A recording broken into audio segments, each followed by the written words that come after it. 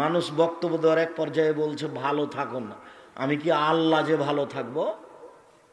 আপনি একটু আমাকে বলতে পারেন না যে আল্লাহ আপনাকে ভালো রাখুক? মানে কথাটাই শিরক। আচ্ছা ধন্যবাদ, আপনারা ভালো থাকুন। আর ওরা আল্লাহ হয়ে গেছে কখন কখন, বলছে আপনারা ভালো থাকুন। ও কি দিয়ে ভালো থাকবে? ও কি আল্লাহ নাকি? বলতে হবে যে আল্লাহ আপনাদেরকে ভালো রাখুক। কথাই উল্টে গেছে, এরই নাম শিরক। চিটাগাং এখন আর শিরকের জায়গা নয়, সিরাজগঞ্জ। ওই আব্দুর রাজ্জাক সাহেব থামেন, এটা কে বললে চিটাগাং? এটা সিরাজগঞ্জ। এই এলাকার মানুষ অত শিরক বেদাত করে না, ওটা চিটাগাঙ্গে করে, ওটা বরিশালে করে। করি না মানে কথায় কথায় করি। এই গ্রাম কি কি গ্রামের নাম? শাহীখোলা। শত মহিলা আছে স্বামী মারা যাওয়ার সাথে সাথে নাক ফুল খুলে দিয়েছে। তাড়াতাড়ি খুলো বুবু, মারা স্বামী মরার সাথে সাথে মহিলার ওর পিছনে লেগেছে, তাড়াতাড়ি নাক ফুল খুলো। আরে নাক ফুলে কি করলো? এরই নাম শিরক। এটা হলো হিন্দুদের নীতি। নাক ফুল সাথে সাথে খুলতে হবে, এটা কার নীতি? হিন্দুদের নীতি। ওটা এখন আমাদের ভিতরে ঢুকে আছে। 4 মাস 10 দিন মহিলারা স্বামী মারা গেছে কোথাও ঘুরতে বেড়াতে যেতে পাবে না, সাজগোজ নতুন পোশাক পরতে পাবে না, তার নাম শোক। স্বামী মারা গেলে শোক পালন করতে হয় 4 মাস 10 দিন। আর মুসলমান মারা গেলে আর একজন শোক পালন করবে 3 দিন, যদিও আপনাদের অনেক দিন। তো স্বামী মারা গেলে 4 মাস 10 দিন, আর একজন মুসলমান মারা গেলে আর একজন মুসলমান কয়দিন? 3 দিন। তো শোক পালন মানে নাকের ফুল খুলে দিতে হবে, এইটা কোন শোক পালন? শোক যে আগে থেকে চলে আসছে, মানে আরো আছে, কত আছে তার কোনো হিসাব নাই। সন্ধ্যা হওয়ার সাথে সাথে বাল্ব জ্বেলে দিচ্ছে, আলো লাগাতে হবে, বাতি জ্বালাতে হবে, ল্যাম্প জ্বালাতে হবে। আমি দেশ ট্রাভেলসে আছি, তো সূর্য ডুবার সাথে সাথে গাড়িতে আলো জ্বলে উঠলো। আমি বললাম, এই ছেলে শোনো, এই সুপারভাইজার এদিকে আসো, তুমি এই সন্ধ্যা হওয়ার সাথে সাথে গাড়িতে আলো দিলে কেন? তো বলছে যে আমাদের মালিক বলেছেন সন্ধ্যা হওয়ার সাথে সাথে বাতি দিতে হবে, কেন একটু দেরি করেন। ঢোকার বের হওয়ার সময় বলছে কি শাহ মকদম পবিত্র ভূমি, শাহ মকদম রহমতুল্লাহ আলাইয়ের পবিত্র ভূমি। ওই যে ভূমি তো আল্লাহর গো, ওর কখন থেকে হলো? বলে এটা পরিবর্তন করতে পারো না, বলে এটা আমাদের মালিকে বলেছে। এই যে তোমরাই বেশ অনুগত, আমি তো জামিয়া সালাফিতে এরকম অনুগত মানুষ কম দেখি গো, তোমরা দেখি খুব ভালো অনুগত। বিমানবন্দরে ঢুকলে ওই ছেলেটা যে পরিষ্কার করে, হাতে একটা লাঠি থাকে, ডান্ডা, তো ডান্ডাটা নিয়ে দৌড়ে আসে আমার সাথে কথা বলার জন্য। তো বলছি ডান্ডাটা রেখে আসো না কেন? বলে ডান্ডাটা রেখে আসলে বেতন কেটে নেবে। নিয়ম কিছু মেনে এদেশেও চলে, যদি আমরা যেখানে আছি সেখানে চলা আমি দেখতে পাই না। রাজমিস্ত্রি, স্যানিটারি মিস্ত্রি, টিন মিস্ত্রি, কাঠ মিস্ত্রি, রং মিস্ত্রি, কত যে মিস্ত্রি জামিয়া সালাফিয়ায়, বহু প্রত্যেক দিন দিনে নিম্নে 20,000 থেকে ঊর্ধ্বে 50,000 1 লক্ষ টাকা বিল আসে। তাতে মানুষগুলোর কর্ম দেখে আর আমার খুব কষ্ট হয় যে এভাবে ফাঁকি দিয়ে পয়সা উপার্জন করে বরকত হবে না। তো এরা বুঝে না, মনে করছে যে একটু সময় ফাঁকি দিলাম এটাই মনে হয় ভালো হলো, যে শরীরটাকে একটু দিলাম, আরাম দিলাম। কিন্তু এটা যে প্রতারণা, এতে যে রুজিতে বরকত হবে না, এটাও বুঝে না। আপনি দেখতে পান না যে কোনো জায়গাতে একটা লোক ফুটপাথে কাপড় বিক্রি করছে, 300 টাকার দামের কাপড়ে 1000 টাকায় বিক্রি করে দিয়েছে, আর একবারে রাত 12টা পর্যন্ত ঘুমায় না, খুব লাভ হয়েছে, খুব লাভ হয়েছে, খুব খুশি। আপনি 2 মাস পরে দেখেন দোকানটাই নাই, তার ওটাও হারিয়ে গেছে। তার মানে এর নাম প্রতারণা করে ব্যবসা চলে না। সম্মানিত দিনী ভাই বোন, বলছিলাম পরিস্থিতিকে লক্ষ্য করে জিকির আজকার, ক্ষমা চাওয়া, দান খায়রাত করতে হলে আগে 2 রাকাত সালাত আদায় করতে হবে। 2020 সালের করোনা ভাইরাসকে লক্ষ্য করে বাইতুল হারাম জামে মসজিদে ধারাবাহিক আলোচনার প্রারম্ভের আলোচনা ছিল 2 রাকাত সালাত, প্রয়োজনীয় 2 রাকাত সালাত। তারপর ফরজ সালাতের ধারাবাহিকতায় চলছিল একের পর এক আলোচনা। আজকের আলোচনা রাতে উঠে আল্লাহর দরবারে কিছু বলে তাহাজ্জুদ সালাত আরম্ভ করা। যুবক তোমরাও প্রস্তুত হও, যারা মুরব্বী আছেন আপনারাও প্রস্তুত হন।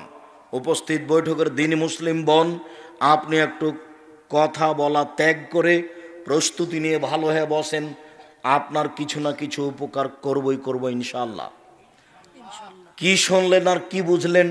ঢং ঢং করে আসলেন, হাঁটতে হাঁটতে চলে গেলেন গল্প করে। এই নোংরা নীতি ত্যাগ করতে হবে। আপনাকে আমি কষ্ট দিতে চাইনি, তবে এই নীতি খারাপ, এটা আপনাকে আমি বলছি। দেবরের সাথে মোটর সাইকেলে চড়ে এসেছেন, কি শুনলেন আর কি বললেন, আবার মোটর সাইকেলের পিছনে চলে গেলেন আর বললেন যে বক্তব্য শুনতে গেছিলাম আব্দুর রাজাক সাহেবের। এটা হলো?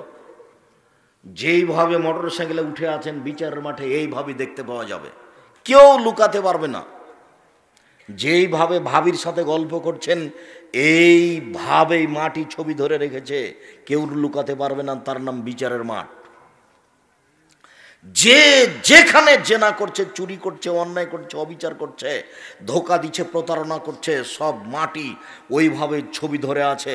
মাটি যে কত উন্নত মানের অত্যাধুনিক যন্ত্র তা আপনাকে আমি বুঝাতে পারবো না। বুখারী মুসলিমের হাদিসে এসেছে, ফাত্তাকুদ দুনিয়া ওয়াত্তাকুন নিসা।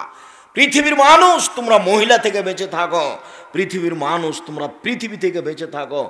মহিলা না হয় বিপজ্জনক বস্তু, তাই বাঁচতে বলেছেন, তো পৃথিবী জড় বস্তু বাঁচতে বললেন কেন? পৃথিবী মহিলার চেয়ে লক্ষ গুণ কোটি গুণ ভয়াবহ বস্তু। পৃথিবী আপনার ছবি সহ সব কর্ম ধরে রেখেছে।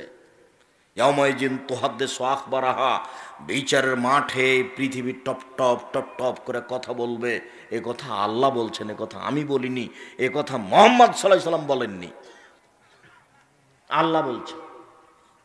জীবনের সব ছবি সহ কর্ম ধরা আছে। যদিও রাসূল সাল্লাল্লাহু আলাইহি ওয়াসাল্লাম বলেছেন, মা তারাকতু বাদি ফিতনাতান আযার আলা রিজালি মিনান নিসায়ে, আমার জীবনে আমি ছাড়িনি কোন বস্তু যেটা পুরুষের জন্য বেশি ক্ষতিকারক, ভয়াবহ হতে পারে নারীদের চেয়ে। আমার জীবনে আমি ছাড়িনি কোনো বস্তু যেটা পুরুষের জন্য বেশি ক্ষতিকারক হতে পারে নারীদের চেয়ে। আমার জীবনে আমি ছাড়িনি কোনো বস্তু পৃথিবীতে যেটা বেশি ক্ষতিকারক হতে পারে পুরুষের জন্য নারীদের চেয়ে। নারী হচ্ছে পুরুষের জন্য সবচেয়ে ভয়াবহ বস্তু। বোকা ছেলে, তোমার মোবাইলে কত মেয়ের নাম্বার আছে, তার সাথে প্রেমের গল্প করো, করতে করতে এসেছো আবার করতে করতে যাবা, এই তো তোমার চরিত্র। তুমি মনে করছো আমি অনেক কিছু করেছি, ভুল হিসাব। তুমি মোবাইলের যত নাম্বার আছে সব আজকে কেটে দাও। কোনো সময় যদি ভুলেও রিং দেয় তাহলে তুমি বলিও ইন্নী আখাফুল্লাহ, আমি আল্লাহকে ভয় করি, তোমার সাথে আমি কথা বলবো না। আল্লাহর নবীর ওয়াদা তোমার সাথে পূর্ণ হবে। আল্লাহর নবী বলেছেন 7 শ্রেণীর মানুষ বিশেষ ছায়াতলে থাকবে বিচারের মাঠে।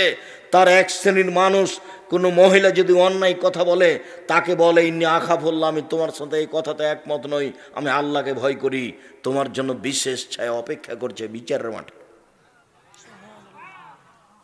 তুমি যদি তার সাথে কথা আজকে ত্যাগ করতে পারো তাহলে আল্লাহ তাআলা বলেছেন ওয়ানাহান নাফসা আনিল হাওয়া ফাইনাল জান্নাতে হিয়াল মাওয়া। কেউ যদি তার প্রবৃত্তিকে ঠেকাতে পারে আর কোনদিন মহিলাদের সাথে কথা বলবে না, এটা যদি ও ঠেকাতে পারে, আমি আল্লাহ থেকে জান্নাতুল মাওয়া দিয়ে দিলাম। আমার এটা ওয়াদা। আমি মানুষের সাথে চুক্তি করেছি, আমি মানুষের সাথে ওয়াদা করেছি, আমি মানুষের সাথে চুক্তি করেছি। অশ্লীল কথা ও কর্ম যদি বন্ধ করে দেয় আমি আল্লাহ তাকে জান্নাতুল মাওয়া দিয়ে দিলাম। এ ওয়াদা আল্লাহ। এটা ত্যাগ করা অত সহজ নয়। জিহাদের মাঠে নামা যত কঠিন, এটা তার চেয়ে বেশি কঠিন। জিহাদের মাঠে মরে যাব, এই জিহাদ যত কঠিন, আল্লাহ রাসূল বলছেন আফজালুল মুজাহিদ মা ইউজাহিদু নাফসাহু, সবচেয়ে উত্তম ভালো মুজাহিদ জিহাদকারী হচ্ছে সেই যে আত্মার বিরুদ্ধে জিহাদ করতে বলে। আপনি এখান থেকে তওবা করে উঠেছেন, বাড়িতে যান, যখন ঘুমাবেন রাত 2টার সময়তে, তখন আপনি ওয়াদা করেছেন আমার সাথে, এইখানে আল্লাহর সাথে ওয়াদা করেছেন আর মেয়েটার সাথে কথা বলবো না। আপনি ঘুমাতে যান, একাই ঘরে আর কেউ নাই, ধীরে হাতটা মোবাইলের কাছে চলে যাবে, তার মানে শয়তান কাজ করছে। আর আপনাকে আমি বলেছি যদি হাতটা মোবাইলের দিকে যায় তাহলে আপনি বলবেন ইন্না লিল্লাহি ওয়া ইন্না ইলাইহি রাজিউন, নাউযুবিল্লাহি মিন যালিক। এ তো শয়তান এখানে চলে এসেছে। আপনি তাড়াহুড়া করে ল্যাপটা সরিয়ে দিয়ে বাইরে বের হয়ে দাঁড়ান, নাউযুবিল্লাহি মিন যালিক, নাউযুবিল্লাহি মিন যালিক, শয়তান আমার কাছে চলে এসেছে। তাহলে তুমি মনে করবে যে আমি এখন বাঁচার চেষ্টা করছি। পরাশক্তি, বিশাল ক্ষমতাধর শয়তান, সব রগে রগে চলতে পারে। আল্লাহ যখন বললেন যে শোনো শয়তান, আমার সম্মানের কসম করে বলছি, তুমি যতবার মানুষকে পরিবর্তন করবে ততবার আমি ক্ষমা করে দিব। তখন শয়তান বলছে তোমার মর্যাদার কসম, তোমার ইজ্জতের কসম, তোমার সম্মানের কসম, আমি তোমাকে বলে রাখছি, তুমি মনে রেখো, আল্লাহ তুমি জেনে রাখো, আমি শয়তান একাই জাহান্নামে যাব না, আদম সন্তানকে নিয়েই যাব। শয়তান সম্মানের কসম করে বলছে, আল্লাহর সম্মানের কসম, আল্লাহর মর্যাদার কসম, আল্লাহর ইজ্জতের কসম, আমি শয়তান একাই জান্নাতে যাব না, জাহান্নামে যাব না, আদমের ছেলে মেয়েকে নিয়েই যাব। তখন আল্লাহ আবার পাল্টা বললেন শোনো, আমার সম্মানের কসম, আমার ইজ্জতের কসম, আমার মর্যাদার কসম, তুমি যতবার পরিবর্তন করবে ততবার আমি তাকে ক্ষমা করে দেব। দেখি তুমি আগে যাও না আমি আগে যাই। তাহলে শয়তানের সাথে আল্লাহর এই ব্যাপারে কথোপকথন হয়েছে সেই দিনই। আপনাকে পরিবর্তন করার জন্য প্রস্তুত হয়ে আছে, আপনি তাকে দেখতে পাচ্ছেন না, সে কিভাবে আপনার উপরে চেষ্টা চালাচ্ছে। আর মাদ্রাসাতে যদি ছেলে ভর্তি করেন তাহলে ওখানে আরো শয়তান। কেন? ওর তো কাজ ঠেকানো। বাড়িতে আপনার ছেলেটা স্কুলে ছিল, প্রত্যেক দিন তো কোরআন মাজিদ পড়া প্রয়োজন মনে করেনি, তো শয়তানের কোনো কাজও ছিল না। তো আপনার ছেলেটা 5 ওয়াক্ত সালাত আদায় করেনি, তখন কাজও ছিল না। এইবার মাওলানা সাহেব তাকে বলছে মাদ্রাসাতে ভর্তি করে দেওয়ার সাথে সাথে, এই ওঠো সালাত আদায় করো। তাহলে এখন শয়তান কি করবে বলেন তো? তাহলে এই উঠিও না, সালাত আদায় করিও না। এতক্ষণ তো শয়তান কোনো কাজই পায়নি। ইহুদি খ্রিস্টানদের মেয়েদেরকে আল্লাহ শয়তান বলতে যাবে না, মাথায় কাপড় দিয়েন না, মাথায় কাপড়, মাথায় কাপড় দিয়েন না, মাথায় কাপড় দিয়েন না। এই কথা শয়তানের বলার প্রয়োজন নাই ইহুদি মহিলাকে, খ্রিস্টান মহিলাকে, হিন্দু মহিলাকে। তার মানে শয়তান 14 ইলিমের পড়া, সব বিদ্যা জানে। হিন্দু জাহান নামে যাবে কোথাও ভালোভাবে জানে, ইহুদি জাহান নামে যাবে কোথাও ভালোভাবে জানে, খ্রিস্টান জাহান নামে যাবে কোথাও ভালোভাবে জানে। ওর মাথা ব্যথা মুসলমানকে নিয়ে, ওর মাথা ব্যথা আলেম ওলামাকে নিয়ে।